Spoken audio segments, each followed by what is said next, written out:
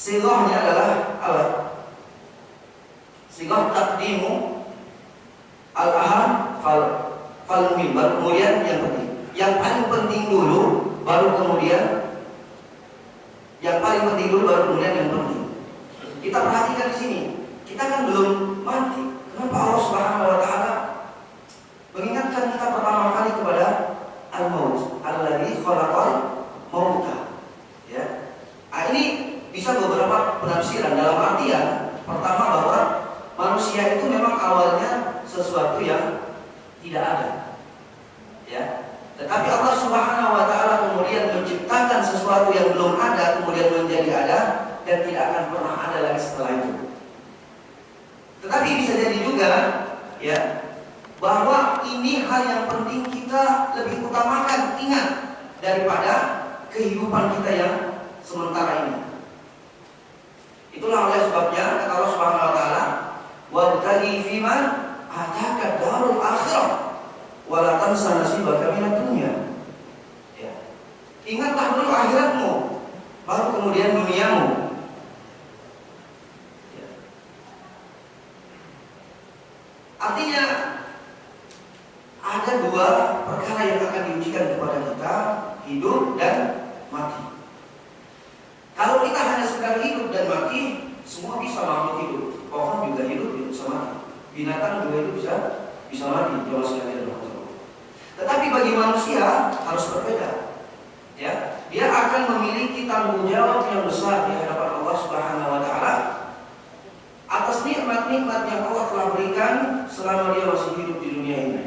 Dari hartanya, dari anaknya, dari istrinya, dari keturunannya, dari ilmunya.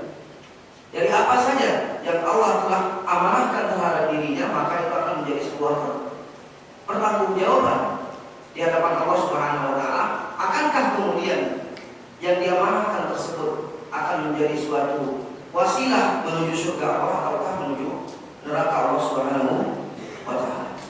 Oleh sebab itu Allah katakan di kata ayat selanjutnya itu tadi, liyabluwakum ayyukum ahsanu amala. Agar bagaimana hidup dan mati kita ini ada amal-amal ya yang bernilai di sisi Allah Subhanahu wa taala.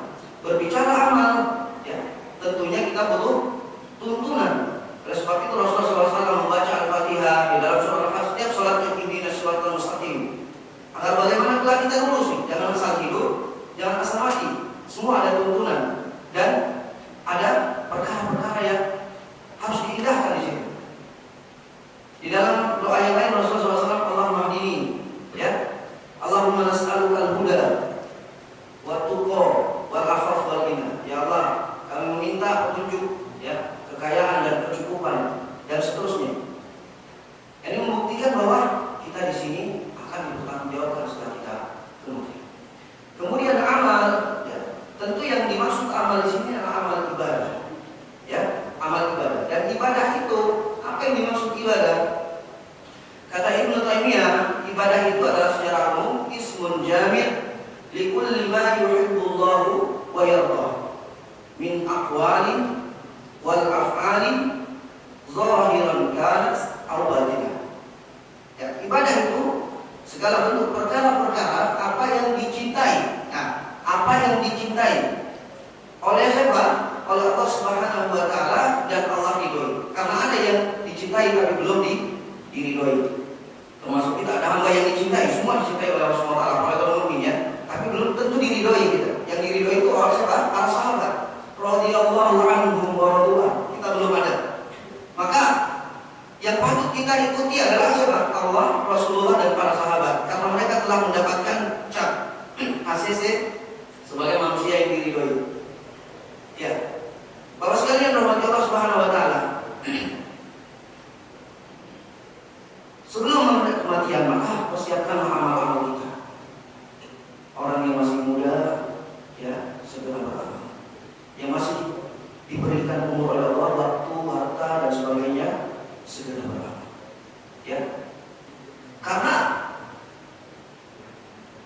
mengingat kematian ini, bahwasanya adalah bukan perkara-perkara biasa. Ya. Dan mengingat kematian ini akan mengajak kita terus beramal. Ya. Mengingatnya itu bukan perkara-perkara biasa dan termasuk ibadah ghairul mahdhur, di mana dia tidak melakukan ritual-ritual khusus atau waktu khusus, tetapi mendapatkan pahala. Ya, salah satunya adalah mengingat kematian. Dalilnya apa? Yang diriwayatkan oleh sahabat misalnya Anas bin Malik ataupun sahabat Abu Hurairah radhiyallahu anhu, di mana Rasulullah sallallahu alaihi wasallam bersabda, kata beliau, aksiru, ya, perbanyaklah oleh kalian dzikra hadhihi ladzat.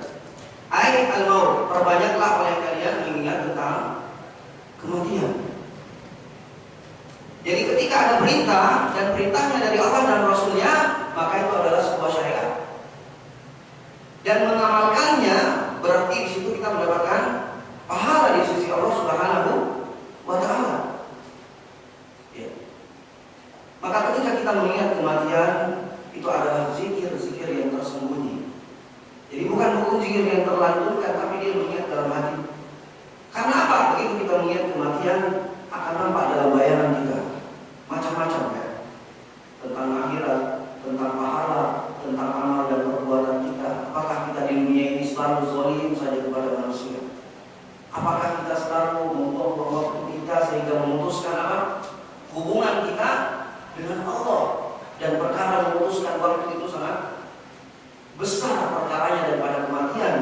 Kata ulama, karena kematian hanyalah memutuskan kita dengan dunia ini dan kehidupan ini. Adapun memutuskan waktu dengan kita, ya, itu memutuskan hubungan kita dengan Allah Subhanahu wa taala.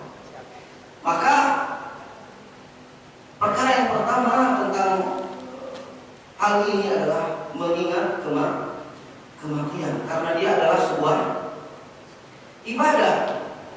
Kemudian, kenapa kita harus ingat kematian itu? Karena ayat yang tadi mengatakan pasti itu akan datang, ya, kematian itu. Dan jamaah sekalian, kita tidak tahu juga kematian itu kapan datang, ya kan? Maka oleh sebab itu Allah Subhanahu wa taala katakan, walaupun kita tidak tahu waktunya, tetapi Allah memberikan isyarat dalam ayat yang jelas, ya, bahwa akan datang pasti kepada kalian. Bahkan setiap umat akan memiliki ajal-ajal tertentu dan waktu-waktu tertentu. Dan Allah katakan di dalam surat Al-A'raf, wa likulli ummatin ajal, fa idza jaa ajaluhum la yastakhiruna sa'atan wa la yastaqdimun. Kata Allah SWT, setiap umat, ya, dan setiap masa itu pasti ada waktu tertentu, ada ajal-ajal tertentu. Dan ketika datang ajal itu, maka tidak ada yang bisa meminta di sini yastaqdimun, ya, pakai yastaqdimun, pakai sintah, itu biasanya bermakna tolak, ya, meminta untuk diakhirkan ataupun meminta untuk dimajukan. Ya, dalam kehidupan ini pasti ada bahagia, ada susah. Orang yang susah tentunya menginginkan ajalnya cepat-cepat selesai. Wah, saya mati aja dah. Ya, apalagi banyak masalah, pasti ingin. Ya, kata Allah tidak bisa. Tapi orang yang bahagia pasti ingin lama-lama, ya Allah, ya. Pasti ingin lama-lama, gitu. Maka hal ini tidak bisa dia juga. Lalu kemudian di dalam surat Munafik dikatakan, wala yu'akhirullahu nafsan idza jaa ajaluha. Ya. Wallahu khabirun bima ta'malun. Dan tidak akan pernah, ya, kematian itu akan diakhirkan. Tetapi dia nyata di hadapan kita, jemaah sekalian rahmat Allah Subhanahu wa taala.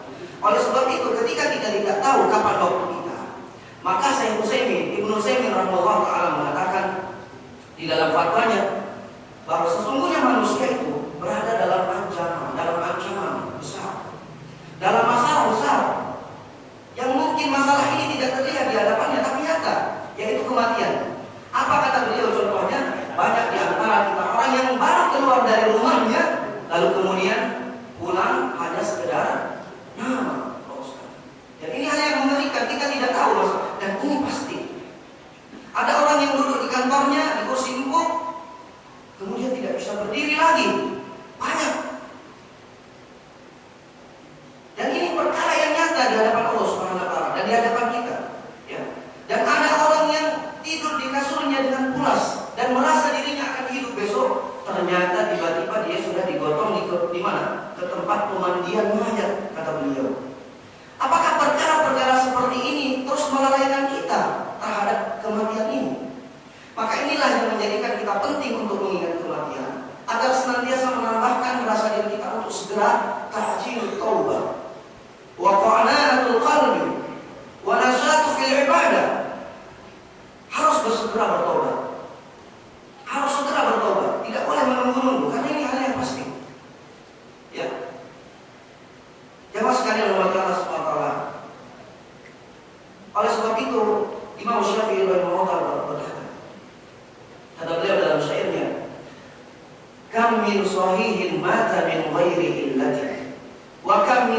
saqimin ataina minad dahr. Betapa banyak orang yang sehat lalu kemudian mati tiba-tiba. Ya, betul sekali, betul. Tiba-tiba. Dan makanya kita berlindung dengan doa Rasulullah SAW untuk agar tidak cepat mati tiba-tiba. Dan nanti tiba-tiba itu perkara yang kurang bagus. Walaupun itu takdir Allah. Oleh sebab itu kata Nabi, Allahumma inni a'udzubika minal mauti faj'atan. Ya Allah, lindungi aku dari kematian yang tiba-tiba. Wasiat belum disampaikan, ya. Tanggung jawab belum diselesaikan, amanah belum selesai, ya, utang belum dibayar. Berat. Maka kita berdoa kepada Allah Subhanahu wa taala. Wa kam min saqimin, ya. Hina minata. Asya hina minata. Hidup, ada orang yang sakit justru terkadang hidup panjang. Dan kata beliau lagi dalam sambungannya itu, wa kam min sababin adha wa amsa dhahikan, ya, wa akfaluhu tunsaj wa huwa la yadri. Dan betapa banyak anak muda yang sore dan siang harinya ketawa ketiwi main game, ya, ini itu pacaran, maksiat. Banyak anak muda sore dan pagi. Dia nggak tahu, kata beliau, bahwa sesungguhnya kain kafannya telah disiapkan untuk dibungkuskan kepada dirinya. Ini peringatan buat anak-anak muda ini, termasuk orang tua yang merasa muda. Karena banyak, kalau anak muda masih muda itu wajar. Yang nggak wajar itu kalau ada tua lagi. Semakin tua menjadi, bisa aja nggak apa-apa, menjadi ibadahnya jadi nggak masalah. Tapi kalau semakin menjadi lupa, gitu kan? Nah ini perlu diingatkan tentang kematian.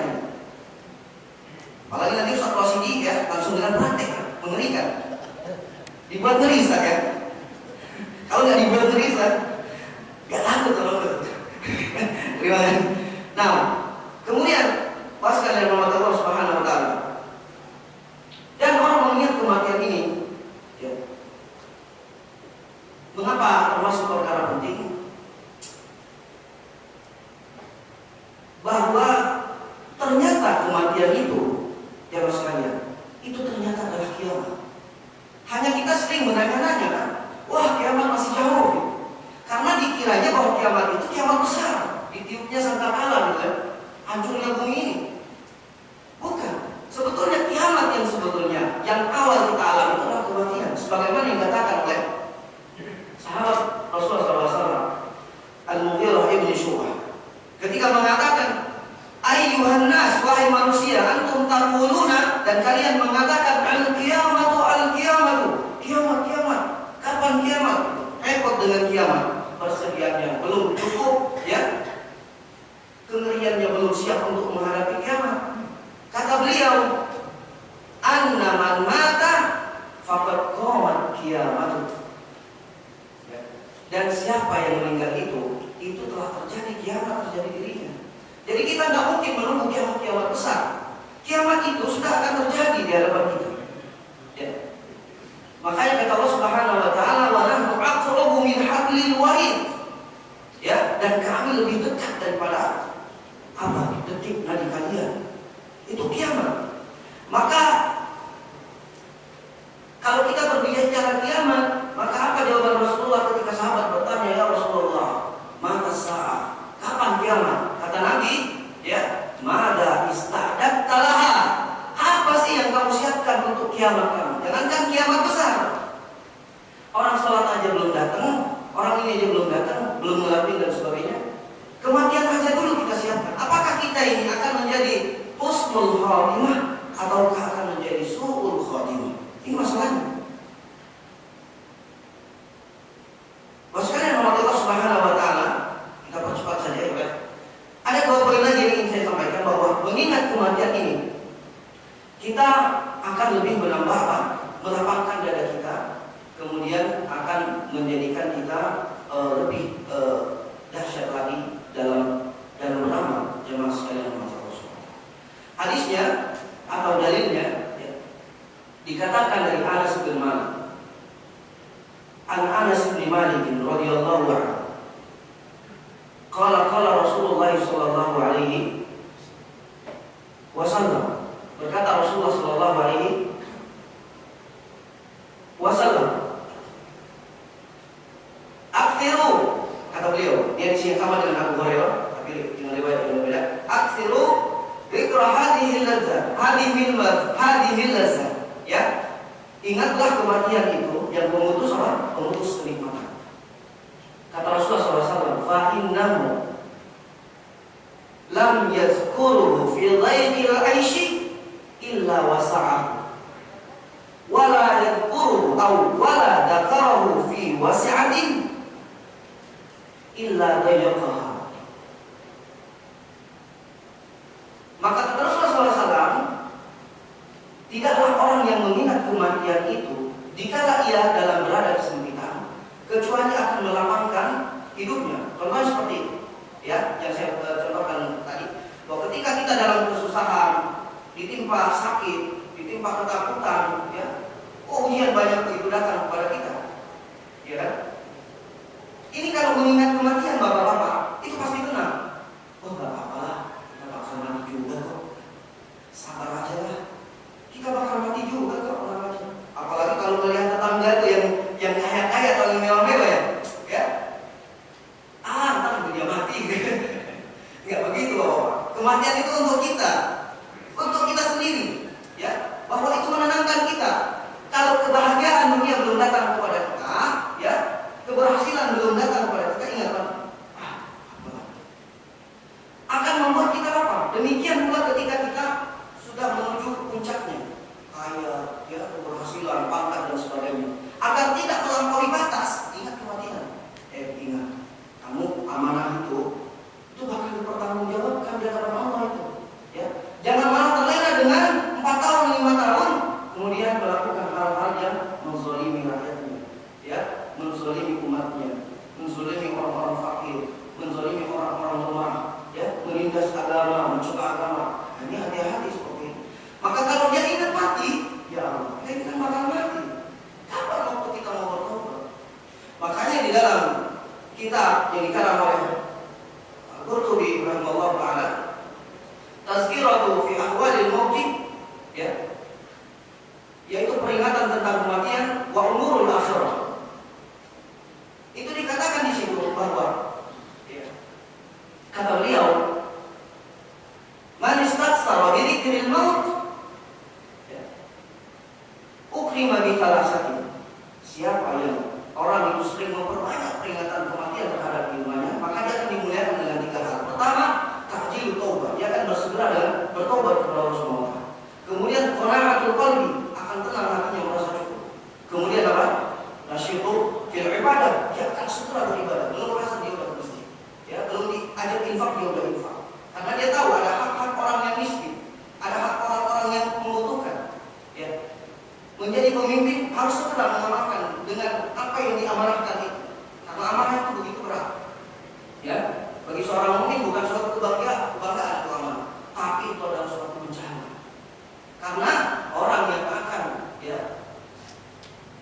terakhir diajak berbicara itu, ya, maksud surga itu orang yang memiliki amanah dan tanggung jawab. Bayangin aja 10 umat, ya, se-Indonesia, misal se-EBJ dan sebagainya. Itu amanah yang harus dipertaruhkan. Dan kemudian yang terakhir saja, biar tidak lama, ya, mengingat kematian ini adalah bagaimana kita untuk memperbaiki amal. Sebagaimana yang dikatakan oleh Ali radhiyallahu anhu, irtahalatid dunya mudbirah. Dunia itu telah memulai pergi dari kita. Kalau enggak, dunia yang pergi, kita yang akan pergi dari dunia. Wartahalati al-akhiratu muqbilah. Dan akhirat ini sudah maju terhadap kita. Kalau kita semakin tua, akhir sudah mulai datang. Hati-hati, ya, hati-hati. Wa kullun minhuma aw kullu wahidatin minhuma banun. Dan setiap dunia itu dan akhirat itu memiliki anak-anak dan keturunan dan pengikut-pengikut. Dan kata beliau, wa kunu min abna'il akhirah wa la takunu min abna'id